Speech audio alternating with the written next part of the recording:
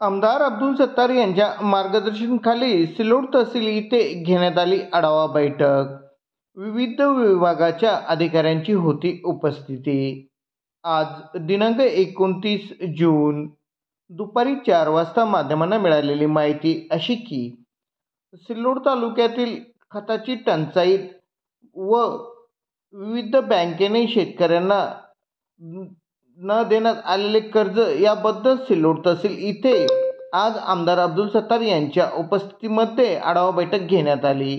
यावेळेस तालुक्यातील विविध विभागाच्या अधिकाऱ्यांची यावेळेस उपस्थिती होती. आमदार अब्दुल सत्तार यांनी बैठकीमध्ये उपविभागीय अधिकारी लतीफ पाटील, सिल्लोडचे तहसीलदार सतीश सोनी तसेच सोयगावचे तहसीलदार मनीषा मेने जोगदंड व कृषी विभागाचे अधिकारी तसेच विविध बँकांचे अधिकाऱ्यांची यावेळेस उपस्थिती होती.